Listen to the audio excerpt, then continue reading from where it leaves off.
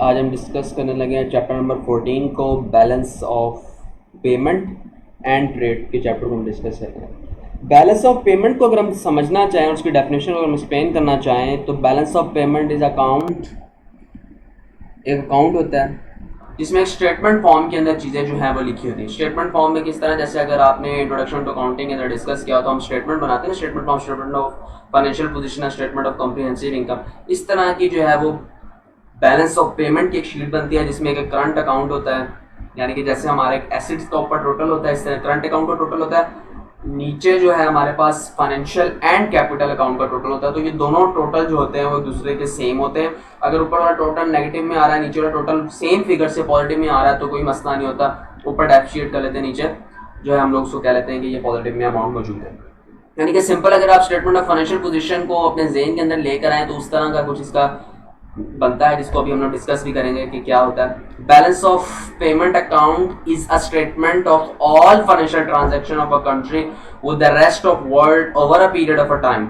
ये जो है वर्ल्ड के जो ट्रांजैक्शंस हैं, फाइनेंशियल ट्रांजैक्शंस हैं, उनके साथ डील करती है। It is summary of import and export. अगर आसान लफ्जों में बैलेंसिंग ऑफ पेमेंट को अगर आपके साथ एक्सप्लेन करना चाहूँ तो बैलेंसिंग ऑफ पेमेंट जो है वो इंपोर्ट और एक्सपोर्ट को डील करती है। इस चैप्टर में बेसिकली हम बैलेंसिंग ऑफ पेमेंट को इसी चीज़ों को देखेंगे कि इंपोर्ट और एक्सपोर्ट्स क्या है, और हम डिस्कस करेंगे करंट अकाउंट को, फाइनेंशियल एंड कैपिटल अकाउंट को। तो यहाँ पे सबसे पहले हमारे पास जो है वो करंट अकाउंट। अगर करंट अकाउंट को मैं आपके साथ डिस्कस करना चाहूँ तो करंट अकाउंट क्या होता है? Current account records import and export of goods, services, investment, income. यानी कि ये रिकॉर्ड करता है ट्रेड गुड्स को, ट्रेड सर्विसेज को, ठीक है, यानी कि आप जो चीज़ें इंपोर्ट या एक्सपोर्ट करते हैं, गुड्स इंपोर्ट या एक्सपोर्ट करते हैं, सर्विसेज, ठीक है, इन्वेस्टमेंट ऑफ इनकम करते हैं, यूनिलैटरल ट्रांजैक्शंस करते हैं, कोई ट्रांसफर करते हैं between the domestic country and the rest of the world. तो ये आपकी क्या होती है? सारी करंट अकाउंट होती है। यानी कि सिंपल नीचे जितने हेडिंग्स को हम डिस्कस करेंगे करंट अकाउंट्स के अंदर आती हैं। ट्रेड इन गुड्स की बात करूं तो गुड्स हम लोग इंपोर्ट भी करते हैं, एक्सपोर्ट भी करते हैं। यानी कि मैंने कोई चीज़ यहाँ से बाहर भेज दी, कोई रॉ मटेरियल भेज दिया, कोई वर्क इन प्रोसेस भेज दिया, कोई फिनिश गुड मैंने बाहर भेज दी, ठीक है, कोई सेमी फिनिश गुड मैंने बाहर भेज दी। इसी तरह मैंने बाहर से कोई चीज़ मंगा ली, तो ये मेरी क्या है? ट्रेड इन गुड्स है। तो करंट अकाउंट बेसिकली क्या डील कर रहा होता है कि आपने कौन सी प्रोडक्ट जो है वो बाहर भेजी है और कौन सी प्रोडक्ट जो है वो अंदर मंगवाई है। उसके बाद हमारे पास जो है वो ट्रेड इन सर्विसेज आ जाते हैं। ट्रेड इन सर्विसेज बेसिकली क्या करता है? This include the import and export of the services. या वही बात कि इंपोर्ट और एक्सपोर्ट ऑफ सर्विसेज को डील करता है कि आप कौन सी सर्विसेज जो है बाहर से अंदर मंगा रहे हैं, कौन सी सर्विसेज बाहर दे रहे हैं। मतलब हम डॉक्टर की सर्विसेज, जैसे कोविड-19 की सिचुएशन है तो हम डॉक्टर की सर्विस अगर बाहर से मंगाते हैं, सर्विसेज हम बाहर से मंगा रहे हैं। इसी तरह अगर हमारे डॉक्टर्स जाके बाहर कोई सर्विसेज वगैरह उनको देते हैं तो ये सर्विसेज जो है हम लोगों को बाहर प्रोवाइड कर रहे हैं। तो इस तरह की सर्विसेज का एक्सपोर्ट या इम्पोर्ट। उसके बाद इन्वेस्टमेंट इनकम, जिसे हम लोग प्राइमरी इनकम भी कह सकते हैं।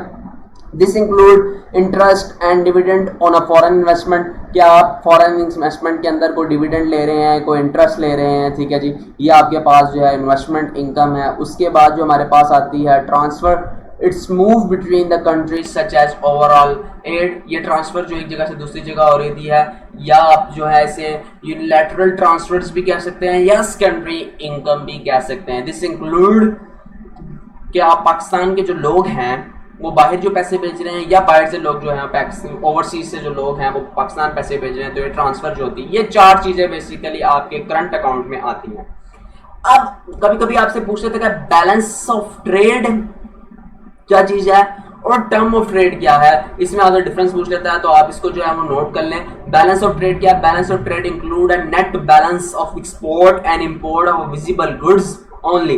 मतलब बैलेंस ऑफ पेमेंट जो है वो सिर्फ और सिर्फ विजिबल गुड्स की एक्सपोर्ट और इंपोर्ट करता है। यानी कि सिंपल टेंजिबल और इंटेंजिबल का केस है यहाँ पर भी, कि बैलेंस ऑफ पेमेंट जो है वो सिर्फ और सिर्फ विजिबल गुड्स को जो है वो डील करता है। और टर्म ऑफ ट्रेड क्या है? टर्म ऑफ ट्रेड है a country term of trade is a ratio of export prices to the import. Export price और इंपोर्ट प्राइसेस की रेशियो है।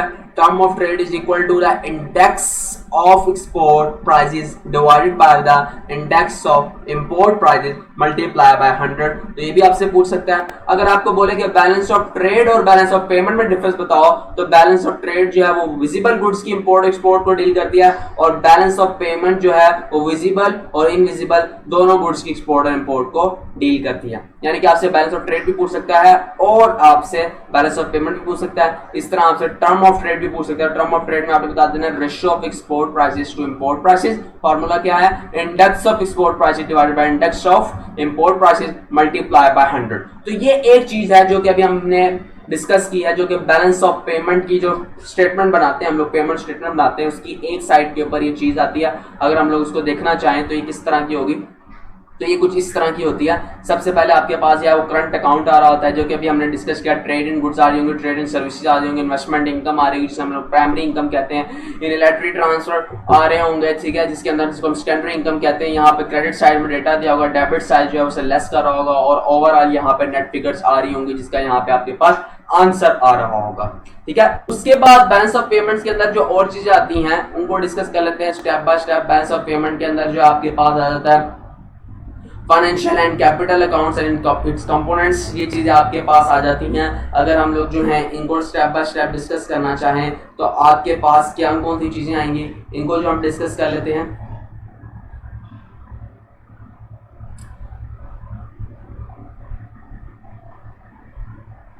तो financial and capital accounts and components में आपके पास क्या आ रहा होता है, फाइनेंशियल अकाउंट्स आ रहे होते हैं, ठीक है। It represented the purchase of shares bonds in a foreign companies by the residents, ठीक है जी। इट्स कुछ भी foreign director investment, direct investment, ठीक है जी, पोर्टफोलियो इन्वेस्टमेंट, और उसके बाद financial derivatives. Financial account basically क्या होता है, प्राइवेट सेक्टर्स जो होते हैं जो आपकी जो इन्वेस्टमेंट करते हैं वो इन्वेस्टमेंट आपकी क्या कहलाती है, आपकी फाइनेंशियल अकाउंट में इन्वेस्टमेंट कराती है। और ये किसी को रिप्रेजेंट कर रहे होते हैं कि आपने कोई बॉन्ड्स परचेज कर लिया है, कोई फॉरेन कंपनी से कोई चीजें परचेज कर ली हैं, ठीक है। तो ये चीजें आती हैं जिसके अंदर क्या क्या हो सकता है, फॉरेन डायरेक्ट इन्वेस्टमेंट, क्या आपने फॉरेन के अंदर डायरेक्ट किसी लॉन्ग टर्म सिचुएशंस के लिए आपने इन्वेस्टमेंट कर लिया जिसमें आपकी मैनेजमेंट भी जो है इन्वॉल्व है। पोर्टफोलियो इन्वेस्टमेंट को शॉर्ट टर्म के पीरियड के लिए जो कि लेस देन 12 मंथ के पीरियड के लिए आपने इसके अंदर कोई इन्वेस्टमेंट कर लिया जिसके अंदर आपकी मैनेजमेंट जो है वो इन्वॉल्व नहीं होती, जैसे purchase of less than 10% of shares और bonus in a foreign company. उसके बाद फाइनेंशियल डेरिवेटिव्स, डेरिवेटिव्स क्या होती है चैप्टर नंबर 15 के अंदर हम लोग कंप्लीट डिटेल के साथ पढ़ेंगे। तो सबसे पहले आपके पास बैलेंस ऑफ पेमेंट के अंदर क्या आ रहा है, देखें बैलेंस ऑफ पेमेंट के अंदर सबसे पहले आपके पास जो है वो करंट अकाउंट आ रहा है, करंट अकाउंट का आंसर आएगा, उसका यहाँ पे टोटल हो जाएगा। उसके बाद फाइनेंशियल एंड कैपिटल अकाउंट आएंगे, फाइनेंशियल अकाउंट में जो भी फॉरेन डायरेक्ट इन्वेस्टमेंट होगी, पोर्टफोलियो इन्वेस्टमेंट होगी वो आ जाएंगे, और नीचे आपके पास कैपिटल अकाउंट आ जाएगा। तो ये दोनों आंसर जो आपके पास है, ये वाला आंसर जो कि आ रहा है आपके पास, और ये जो नीचे आ रहा है, अगर ये पॉजिटिव और नेगेटिव है, देखें 3130, नीचे भी आपके पास 3130, ऊपर वाला नेगेटिव में आ रहा है तो इसका मतलब है डेफिशिएट है, अगर पॉजिटिव में आ रहा होगा सरप्लस है। तो ये चीजें हैं जिसको हम आगे जाके कंप्लीट डिटेल के साथ जो है वो डिस्कस करते हैं। अब हम लोग जो है कैपिटल अकाउंट को डिस्कस करना चाहें, कैपिटल अकाउंट में बेसिकली क्या होता है, कैपिटल अकाउंट जो परचेज और sale of official reserve asset की परचेज और सेल को जो है वो डील करता है, ठीक है। यानी कि अगर आपको ऑफिशियल रिजर्व्स यानी कि एसेट्स वगैरह आपने सेल करना चाहते हैं, परचेज करना चाहते हैं, वो कैपिटल में डील करता है। इंट्रोडक्शन टू अकाउंटिंग में हमने डिस्कस भी किया होगा। उसके बाद government borrowings of their repayment, government borrowing की कोई रीपेमेंट्स वगैरह भी जो है वो किसके अंदर डील कर रही होंगी, वो कैपिटल अकाउंट में डील कर रही होंगी। तो कभी कभी आपको एमसीक्यूज भी दे देता है कि आप एमसीक्यूज में आपको कहेगा कि आप जो है बताएंगे जी अगर तो आपके करंट अकाउंट का आंसर जो है वो नेगेटिव में आ रहा है तो क्या होगा, सरप्लस है, डेफिसिट है। तो ये चीजें आपको वहां पे एक्सप्लेन करनी पड़ेंगी। और आपसे जो है इसका न्यूमेरिकल भी पूछ सकता है। एक अटेम्प्ट के अंदर जो है उसने आपको फुल फ्लैश जो न्यूमेरिकल भी दिया हुआ था, जहाँ पे करंट अकाउंट और फाइनेंशियल अकाउंट की चीजें ढूंढ के उनको पुट करके आपको एक आंसर निकालना था। तो आपने इसके जो है न्यूमेरिकल की प्रैक्टिस भी कर लेनी है। इस तरह आपसे पूछ सकता है briefly describe the components of current account, ये जो है स्प्रिंग 19 के अंदर क्वेश्चन पूछा है। बैलेंसिंग ऑफ पेमेंट के बारे में उसने पूछा हुआ है, ऑटम 15 के अंदर उसने क्वेश्चन पूछा है, do you understand by the balancing of payment and balancing of trade. वही बात, बैलेंसिंग ऑफ पेमेंट और बैलेंसिंग ऑफ ट्रेड में अंडरस्टैंड करना, जो कि अभी मैंने आपको एक्सप्लेन भी किया था कि बैलेंसिंग ऑफ पेमेंट क्या है, बैलेंसिंग ऑफ ट्रेड क्या है, उसका उसने जो है क्वेश्चन पूछा हुआ है। उसके बाद what do you understand by the term of trade, ये आपसे पूछ सकता है। Describe the term of trade, ये आपसे पूछ सकता है, ठीक है जी। The current account, the capital account and the financial account make up the country balancing of payment.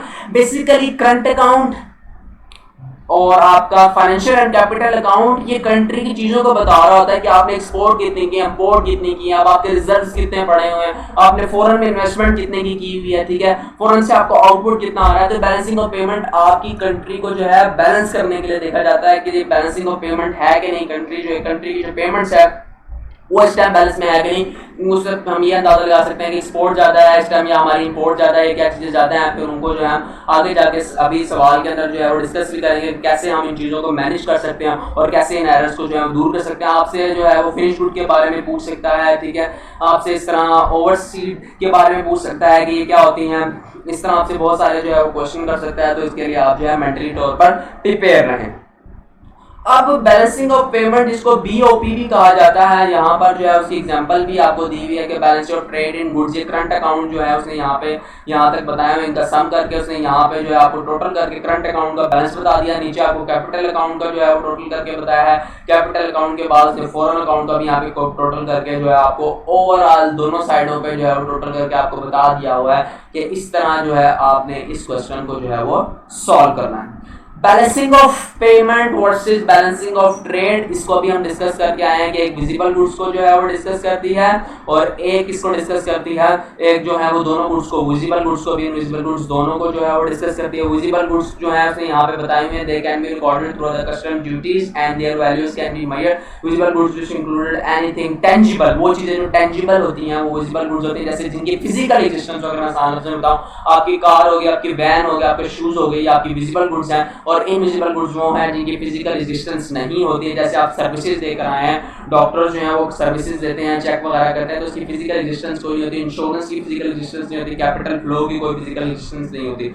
उसके बाद जो है आपसे जो है balancing of payment deficit, balancing of payment surplus जो है यहाँ पर डिस्कस किया हुआ है, जिसे अभी हम लोग बैलेंसिंग ऑफ पेमेंट सरप्लस और बैलेंसिंग ऑफ पेमेंट डेफिशिएट को जो है अभी हम स्टेप बाय स्टेप डिस्कस करेंगे। सबसे पहले हम जो है difficulties in balancing of payment को जो है वो डिस्कस कर लेते हैं कि डिफिकल्टीज क्या क्या आती हैं बैलेंसिंग ऑफ पेमेंट्स के अंदर और उसकी रीजंस क्या हैं।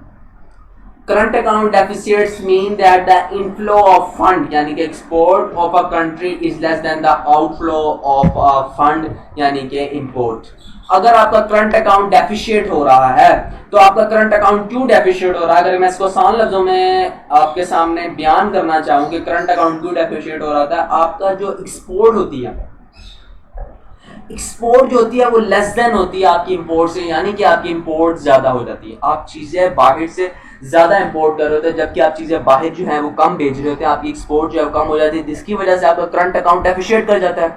करंट अकाउंट जब आपका डेफिशिएट कर जाता है तो आपको जो है वो प्रॉब्लम्स फेसेस करनी पड़ती हैं। अगर हम रीजंस और कॉजेस को डिस्कस करें करंट अकाउंट के डेफिशिएट की, सबसे पहले क्या, increase in the prices of import goods. If a country is importing a high quality of raw material, then increase in the prices of raw material will cause an increase in deficit। अगर आप जो है वो high quality में जो है वो raw material import कर रहे हैं तो अल्टीमेटली उसकी प्राइस जो है वो इंक्रीज कर देगी रॉ मटेरियल की, क्योंकि हम पहले चैप्टर में पढ़ के आए हैं किसी चीज की डिमांड, जब किसी चीज की जब प्राइस इंक्रीज कर रही है तो क्या होता है, ऑटोमेटिकली उसकी डिमांड मार्केट के अंदर ज्यादा होती है, उसकी प्राइस इंक्रीज हो रही होती है। ठीक है, तो ये वो चीजें हैं जिसको हम लोग डिस्कस करके आए। अगर किसी चीज की डिमांड प्राइस कम कर दोगे तो डिमांड क्या हो जाती है, इंक्रीज हो जाती है। इसी तरह सप्लाई से अगर हम लोग डिस्कस करें, सप्लाई का डायरेक्ट रिलेशन था, प्राइस इंक्रीज होती थी तो आपकी सप्लाई भी इंक्रीज होती थी। ठीक है, तो यहाँ पे भी यही सिचुएशन को कहना चाह रहा है कि if the country is importing a high quality of raw material then increase in the price in raw material will cause the increase in deficit. तो उसकी प्राइस इंक्रीज करने की वजह से आपका करंट अकाउंट डेफिशिएट भी जो है वो इंक्रीज हो सकता है। उसके बाद जो दूसरी कॉज को अगर हम डिस्कस करना चाहें जिसकी वजह से जो है वो करंट अकाउंट आपका डेफिशिएट हो रहा होता है, वो होता है long term decline in the manufacturing potential, यानी कि आपके मैन्युफैक्चरिंग पोटेंशियल के अंदर decline. If the productivity potential of a country is reduce due to war की वजह से आपकी जो है पोटेंशियल एक्टिविटीज जो है वो रिड्यूस हो जाती है, नेचुरल डिजास्टर जैसे सैलाब वगैरह आ जाता है, उसकी वजह से जो है आपकी चीजें वगैरह जो है वो आपकी कैपेसिटी जो है वो रिड्यूस हो जाती है, आपका मैन्युफैक्चरिंग पोटेंशियल जो है वो रिड्यूस हो जाता है, आप चीजों को बनाना कम कर देते हैं। ठीक है, then the country will less to import, और उसके पास इंपोर्ट करने के लिए कुछ होता नहीं है। जैसे इस टाइम पाकिस्तान जिस फेज से गुजर रहा है, सैलाब आ गया, कोविड-19 की सिचुएशन आ गई, कोई और सिचुएशन आ गई। अब आप क्या हो जाता है, जब इस तरह की सिचुएशन आ जाती है तो कंट्री की एक्सपोर्ट जो है वो लेस हो जाती है, कम हो जाती है। जब एक्सपोर्ट कम हो जाती है तो वो चीजों को अपने मैनेज करने के लिए बाहर चीजें मंगाता है। जैसे सैनिटाइजर्स की बात करें, पाकिस्तान में सैनिटाइजर इस तादाद से नहीं बन रहे जिस तादाद से बाहर से बन रहे होंगे, तो पाकिस्तान की एक्सपोर्ट कम हो जाएगी लेकिन इंपोर्ट ज्यादा हो जाएगी। वो सैनिटाइजर्स बाहर से ज्यादा मंगा रहा है, किट वगैरह बाहर से ज्यादा मंगा रहा है। ठीक है, इसके अलावा आप इसमें लिख सकते हैं कि foreign goods are cheaper and better, बाहर की चीजें सस्ती भी हैं और अच्छी भी हैं। जैसे हम बाहर से चावल मंगा रहे हैं, बाहर से कपड़ा मंगा रहे हैं, बाहर से सब कुछ मंगा रहे हैं, चाइना की सुई 1 रुपए की मिल रही है, पाकिस्तान की बनी बनाई हुई सुई 10 रुपए की मिल रही है, तो बाहर की चीज़ें क्वालिटी में भी अच्छी हैं और जो है वो चीपर भी हैं, सस्ती भी हैं। तो ये वजह भी हो सकती है कि हमारा करंट अकाउंट एप्रिशिएट कर जाए। Appreciate in exchange rate, exchange rate के अप्रिशिएट होने की वजह से भी हमारा करंट अकाउंट एप्रिशिएट कर जाता है। Strong domestic country causes increase in the import and decrease in the export. आपकी करेंसी जो है वो आपको मजबूर कर देती है कि आप इंपोर्ट ज्यादा कर लेते हो और एक्सपोर्ट कम करते हो, ठीक है, क्योंकि आपकी करेंसी क्या हो जाती है, एप्रिसिएशन एक्सचेंज रेट हो जाता है, जिसकी वजह से आप ऐसा कर रहे थे। Inelastic demand for the imports, imports की डिमांड जो है इनइलास्टिक हो जाती है, जिसे हमने चैप्टर 3 में पढ़ा था। In less developed countries demand for some goods is inelastic because of shortage of such goods, therefore their imports are to be high. तो क्या होता है, जिसकी वजह से उनकी इंपोर्ट जो है वो हाई हो जाती है। जब इंपोर्ट हाई हो जाती है तो प्रॉब्लम बढ़ जाती है।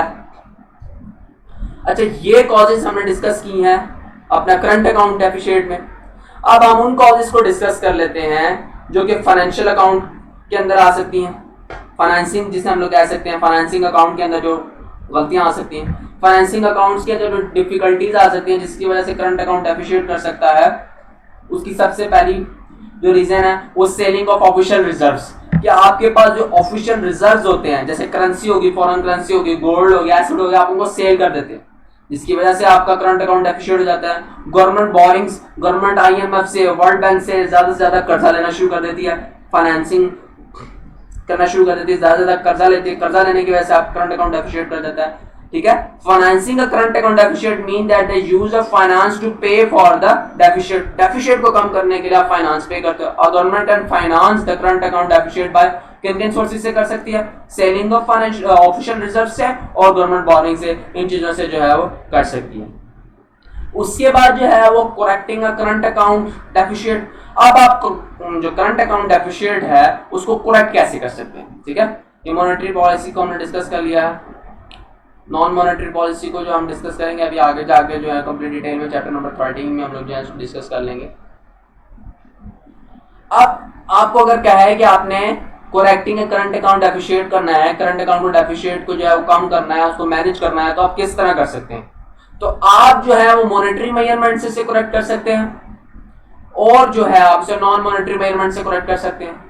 मॉनेटरी मेजरमेंट से आप इसको कैसे करेक्ट कर सकते हैं, ठीक है। मॉनेटरी मेजरमेंट से अगर आप इसको करेक्ट करना चाहें तो आपके पास सबसे पहले आ रहा है कि आप डेप्रिसिएशन एक्सचेंज रेट कर सकते हैं। एक्सचेंज रेट डेप्रिशिएट करा लें और फिर डेप्रिसिएशन करा लें।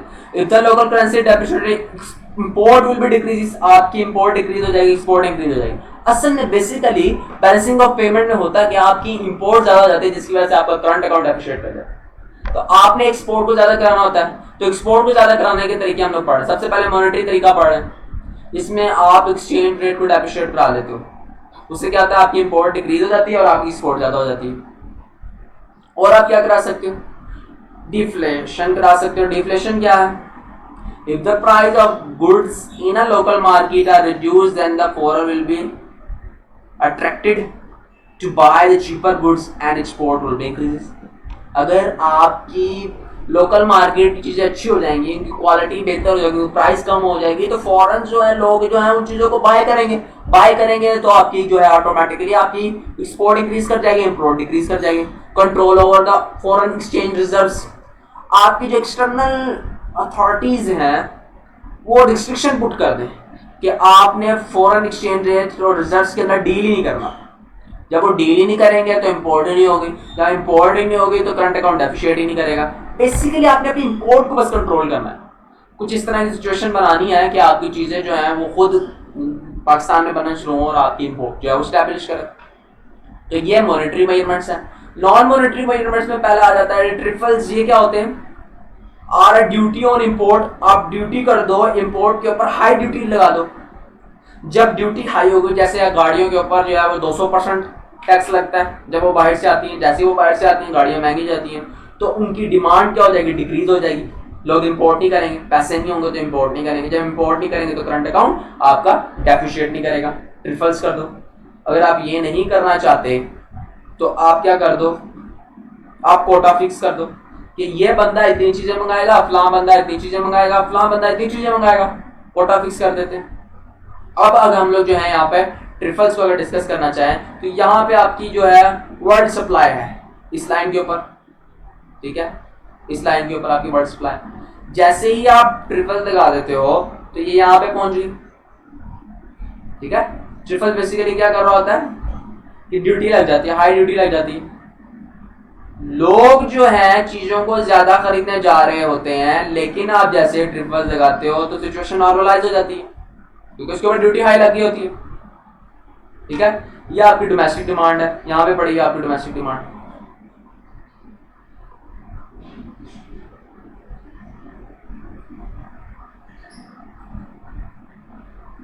सबसे पहले आपको सप्लाई कर्व याद होनी चाहिए इसमें, ये आपने यहाँ पे ये सप्लाई कर्व ड्रॉ करनी है, ये आपकी सप्लाई कर्व ड्रॉ करनी है। फिर आपने डिमांड कर्व ड्रॉ करनी है, आपने डिमांड कर्व ड्रॉ करनी है। अब सबसे पहले वर्ल्ड की जो डिमांड है वो यहां पर है, और ट्रिफल्स लगाने से सिचुएशन यहां पर आ गई। ये वैसे आपसे ग्राफ पूछेगा, ठीक है। और प्राइस से सिचुएशन, अगर आपकी जो डिमांड की बात करें जहां पे मार्केट आ रही है इक्विलिब्रियम में, वो इस पॉइंट पे आ रही है, ठीक है। तो ट्रिपल लगाने पे क्या होता है, सिचुएशन नॉर्मलाइज हो जाती है, आपकी सिचुएशन जो है वो स्टेबल हो जाती है। आप कोटा फिक्स कर दो, कोई कोटा आप फिक्स कर देते हो तो भाई बाहर से 3 चीजें आपने मंगानी है मार्केट में, एक्सपोर्ट का पोर्शन रख दो, ठीक है जी। Governments can provided as subsidy to export, export पे आप सब्सिडी प्रोवाइड कर दो। Export can also be promoted by the organisation, कि आप कोई एग्जीबिशंस करा लो, कोई ट्रेड फेयर्स करा लो, कोई अवेयरनेस दे दो, उससे आपकी जो एक्सपोर्ट की प्रमोशन मिल जाएगी। इंपोर्ट्स को आप क्या करो, इंपोर्ट्स को कम करने की कोशिश करो, जो आपके डोमेस्टिक फर्म्स वगैरह हैं उनको जो है आप सब्सिडी दो, तो वो बूस्टअप करेंगे। जब वो बूस्टअप करेंगे तो आपकी एक्सपोर्ट अच्छी होगी, जब एक्सपोर्ट अच्छी होगी तो करंट अकाउंट आपका डेफिशिएट नहीं करेगा। अब इसके सवाल्स की तरफ चलते हैं कि ऐसे क्वेश्चन आपसे क्या क्या क्वेश्चन जो है वो पूछ सकता है और क्या क्या क्वेश्चन जो है उसने पूछे हैं। Explain what is meant by the term balancing of payment deficit, ये आपसे पूछा हुआ। Explain the difference between the financing balancing of payment deficit and corrected. Define the current account deficit. Briefly describe the main causes of disequilibrium in the balancing of payment. अब देखें equilibrium की जगह उसने disequilibrium का लफ्ज use कर दिया, वही causes जो अभी हम डिस्कस करके आए उनको causes को सही करना, disequilibrium से equilibrium में लेकर आना, वो मॉनेटरी और नॉन मॉनेटरी जो भी हमने डिस्कस किए वो आपने एक्सप्लेन कर देने, ठीक है। If the government has balancing of payment deficit, how could they balance, ऐसे भी पूछ सकते हैं गवर्नमेंट कैसे बैलेंस कर सकती है, ये मॉनेटरी और नॉन मॉनेटरी वाली चीजें निकाल के। व्हाट इज ट्रिपल, ट्रिपल क्या है, एक्सप्लेन वो द डायग्राम, ट्रिपल को जो है वो डायग्राम से एक्सप्लेन कर दो। आपने क्या करना है, पहले जो है वो डिमांड बनानी है, फिर आपने सप्लाई कर्व बनानी है, ठीक है। ये दोनों जहां मीट कर रहे होंगे वहां पे आपका इक्विलिब्रियम होगा। नीचे आपने जो है यहाँ पर वर्ल्ड डिमांड सप्लाई शो कर देनी है वो, और यहाँ पर ट्रिपल्स लगाकर जो है वो आपने जो है वो शो कर देना। अब हम डिस्कस कर रहे थे पाकिस्तान के हवाले से कि पाकिस्तान का करंट अकाउंट डेफिशिएट क्यों कर रहा है और पाकिस्तान के करंट अकाउंट डेफिशिएट को किस तरह हम खत्म कर सकते हैं, क्योंकि हम पाकिस्तान में रहते हैं, हमें पाकिस्तान से जो है सिचुएशन को देखना है और पाकिस्तान की सिचुएशन को हमें हैंडल करना है। तो हमसे ये भी पूछ सकता है कि पाकिस्तान की सिचुएशन को आप कैसे हैंडल कर सकते हैं। चैप्टर नंबर 14 बहुत इंपॉर्टेंट है, चैप्टर नंबर 14 को आपने जो है अच्छे से ग्रिप रखना है। इकोनॉमिक्स के इंपॉर्टेंट टॉपिक्स में से मैंने आपको बताया भी था और पेपर परफॉर्म करने में मैंने आपको अच्छे से एक्सप्लेन किया था कि इस चैप्टर पे आपने अच्छे से ग्रिप करनी है। अब reasons and measurement of deficit वो देना, करंट अकाउंट पाकिस्तान की करंट अकाउंट में क्यों डेफिशिएट होती है। पहले होते हैं नैरो एक्सपोर्ट बेसिस, हमारी एक्सपोर्ट बहुत कम है। क्यों हमारी एक्सपोर्ट बहुत कम है, क्योंकि हम लोग एक्सपोर्ट की तरफ ध्यान नहीं देते हैं, इम्पोर्ट कराई जाते हैं चीज़ें। और हमारी पाकिस्तान जो है वो एक एग्रीकल्चर कंट्री है, ठीक है, और एग्रीकल्चर कंट्री होने की वजह से हमारी जो एक्सपोर्ट जो है वो बहुत कम है, क्योंकि हमारे अपने जो है वो सब्सटेंस पूरे नहीं हो रहे थे। जब हमारी एक्सपोर्ट कम हो जाती है तो फिर हमें चीज़ें इंपोर्ट करनी पड़ती है, जिसकी वजह से हमारा करंट अकाउंट डेफिशिएट होता है। Rising in the consumption basis, हमारी कंजम्पशन बहुत हाई है, क्योंकि हमारी पॉपुलेशन हाई है, पॉपुलेशन हाई के होने की वजह से हमारी कंजम्पशन हैबिट बहुत ज़्यादा हाई है, जिसकी वजह से हमारा करंट अकाउंट डेफिसिट, क्योंकि हमें चीज़ें जो है वो इंपोर्ट करनी पड़ती हैं। Lack of automatic machinery, Pakistan में ऑटोमेटिक मशीनरी की जो है वो कमी है, क्योंकि हमारा यहाँ पे ऑटोमेटिकली काम अभी तक स्टार्ट नहीं हुआ, मैनुअल काम चल रहा होता है, हर जगह पे जो है वो मैनुअली चीज़ें चल रही होती हैं। हैवी मशीनें जो है हमने नहीं लॉन्च की हैं, ना हम उनको यूज़ करते हैं, ना हम टेक्नोलॉजी का फ़ायदा ले रहे हैं, जिसकी वजह से जो है वो मैन मेड एरर आ जाते हैं। वैसे तो मशीन एरर भी आ जाते हैं, लेकिन ये है कि इंसान के काम करना थोड़ा सा जो है वो स्लो होता है एज़ कम्पेयर टू अगर हम ऑटोमेटिक मशीनरी के हिसाब से काम करें तो उसका जो है वो तेज़ होता है, स्पीड टाइम होता है, जिसकी वजह से जो है वो चीज़ें जो हैं वो जल्दी बन जाती हैं। जहाँ इंसान ने 5 जूते बनाना थे 1 घंटे में, वहाँ जो है वो 500 जूते बना रही होती है मशीन, तो ये चीज़ें मैटर करती हैं। तो लैक ऑफ ऑटोमेटिक मशीनरी की वजह से हमारा करंट अकाउंट डेफिसिट करता है। पॉलिटिकल इंस्टेबिलिटी की वजह से हमारा करंट अकाउंट डेफिसिट कर रहा होता है, क्योंकि हमारी जो पॉलिटिकल इंस्टेबिलिटी नहीं है, कभी धरना हो रहा होता है, कभी कुछ हो रहा होता है, कभी लॉकडाउन हो रहा होता है, कभी जगह बंद हो रही होती है, कभी फलां काम हो रहा होता है, कभी कोई गवर्नमेंट आ जाती है, फिर गवर्नमेंट चेंज हो गया कोई आ जाती है, फिर वो पिछली गवर्नमेंट पर इल्ज़ाम लगा रही है, पिछली वाली आके अगली वाली गवर्नमेंट पर इल्ज़ाम लगा रही होती है। तो ये ऐसी सिचुएशन चलती रहती है जो कि कभी सही होने का नाम नहीं लेती और पॉलिटिकल स्टेबिलिटी आती नहीं है। जो ऊपर बैठा होता है उसे नीचे वाले काम नहीं करने दे देते हैं, जो बाहर बैठा होता है उसे काम नहीं करने देते, पॉलिटिकल इंस्टेबिलिटी आ रही है। फॉरेन डेट्स, क्योंकि हमें बहुत शौक है बाहर से कर्जा उठा उठा के खाने का, जिसकी वजह से हम लोग मुसलसल बाहर से कर्जा ले लेके खाई जा रहे होते हैं और अपने बच्चे तक मकरूज करी जा रहे होते हैं और दावे करते हैं कि हम अगली दफ़ा बिल्कुल कर्जा नहीं लेंगे, लेकिन अगली गवर्नमेंट आती है फिर कर्जा ले लेती है, उससे अगली गवर्नमेंट आती है फिर कर्जा ले लेती है, क्योंकि हमने कसम खाई है कि हमने कर्जा लेना ही लेना है। तो जब हम इस तरह के काम करते रहेंगे, हमारा करंट अकाउंट कभी भी जो है वो डेफिसिट उसकी कम होगी नहीं, हम करंट अकाउंट डेफिसिट में जाते रहेंगे और तबाह और बर्बाद होते रहेंगे, और जो कि हम हो रहे हैं।